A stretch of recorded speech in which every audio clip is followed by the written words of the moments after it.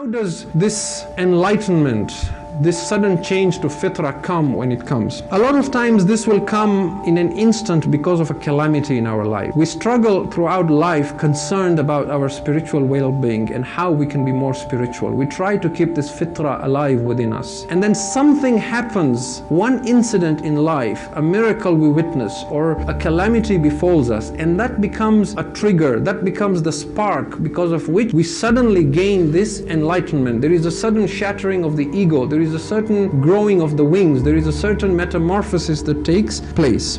The closer we come to enlightenment, the harder it becomes for us as well. Keep that in mind, because the ego has been with us since infancy. It is resisting change. It does not want to die. That is why many mystics have reported that when they are closest to enlightenment, they undergo severe depression. There is a hadith from Amir al-Mu'mineen. He says, expect relief at the tightening of the chains. When the chains tighten the most, that is when you should expect relief. فَإِنَّ مَعَ الْعُسْرِ yusra, inna ma'al usri yusra. With hardship comes ease. No, with hardship comes ease. Allah knows your capacity, so sometimes you are squeezed with a calamity, and then there is a certain relaxation, you're left, and then again you're squeezed, and then you're left. Your capacity is being tested. If you can withstand and the squeezing continues and you do not give up, it will shatter the ego. What will emerge then will be that beautiful butterfly. But we need to have that capacity to withstand, to have that faith with us while this happens.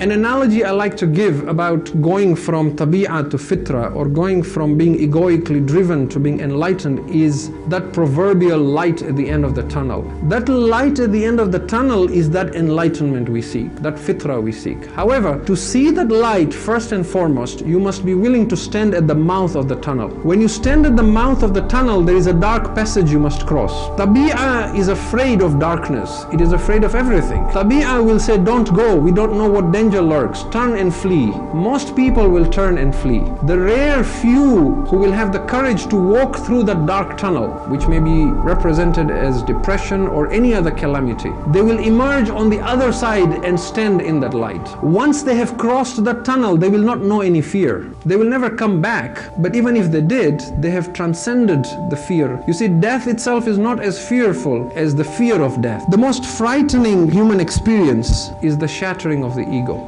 A lot of us are afraid when we die, the pain we will feel.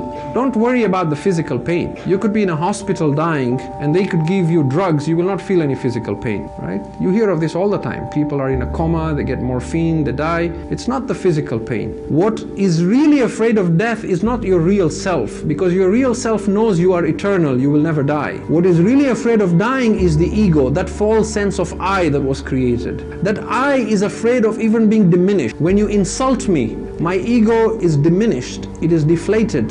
That is threatening, that is a sign that I might die. So to re-inflate, it takes a backlash. It will insult you back, it will fight back, it will go back and backbite about you, right? It will send a nasty email to you. Why? Because it needs to re-inflate, to regain its original sense of I-ness. But at death, because the body falls apart and the brain falls apart and the mind falls apart, therefore that sense of I-ness that was created by the mind must also go. It was an illusion. And that feeling of I am losing my sense of I-ness, I am ceasing to exist, is the most frightening thing. It is a feeling like I'm going mad, I'm losing my mind.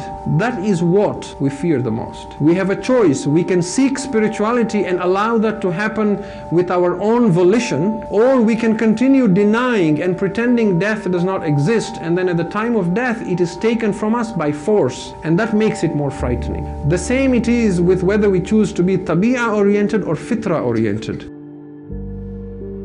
We have a choice. We can seek spirituality or we can continue denying.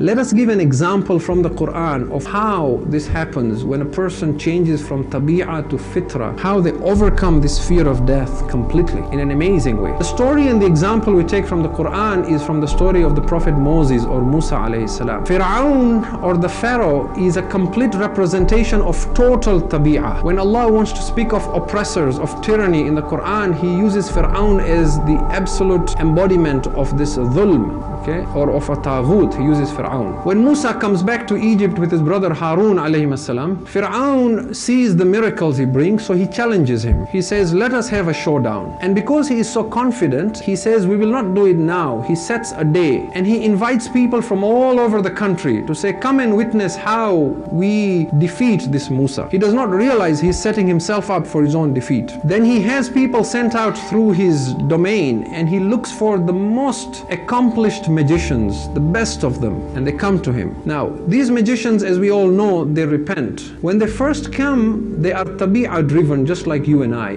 But there is something in them. They have kept their fitrah alive even though they continue with tabi'ah, even though they commit a major sin, which is the practice of witchcraft and magic. When the magicians came for this showdown, they said to Fir'aun, now Fir'aun was a god to the people. He had said to them, Ana Rabbukum al-A'la, I am your exalted Lord. So they are talking to God now. They said to Fir'aun, is there any reward for us if we should overcome Musa this day? And Fir'aun knows that they are tabi'i driven. People who are tabi'i driven are greedy. They want reward. They are reward seekers. So he feeds into this reward. Verse 42. قَالَ نَعَمْ وَإِنَّكُمْ إِذًا لَمِنَ الْمُقَرَّبُونَ. He said, indeed, not only shall you have a reward, but you shall be amongst those who are closest to me. You shall be the elite. You shall be the muqarrabun. So now there is the reward and then there is the prestige, there is the status. You are the closest to God. We continue with Surah Al-Shu'ara, chapter 26, verse 44. فَأَلْقَوْا حِبَالَهُمْ وَعِصِيَّهُمْ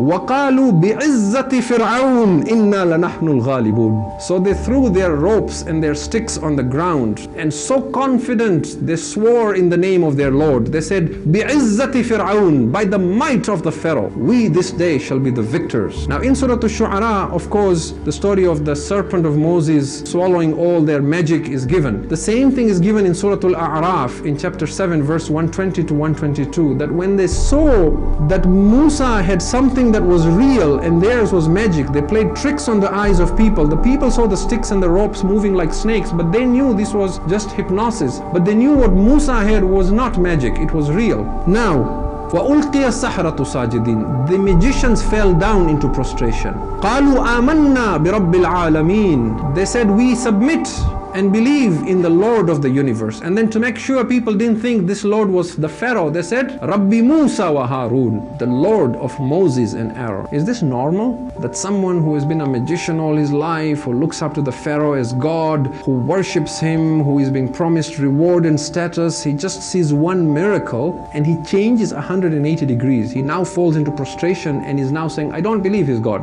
I believe in the Lord of Musa. What we learn from here is that when enlightenment comes, it comes instantaneously. The ego believes I need time to be enlightened because the ego can only live in the past or the future. The ego believes one day I will read all the books in my library and become enlightened because that is future. It enjoys thinking about the future. The present is painful. The ego believes one day I will memorize the whole Quran. One day I will become such a person that I will fast all day and pray all night. One day, because that is future. Whereas the true self is screaming, not one day, today say La ilaha illallah. Give up your desires and your tabi'ah today. Surrender today. Why? When I go for ziyarah, then I will start wearing hijab. When I go for hajj, then I will start praying salat. No. If you wish enlightenment, you don't need time. Time is an illusion itself. And this itself is proof. They instantly change. Tabi'ah needs to survive. It will fight for survival. It is afraid.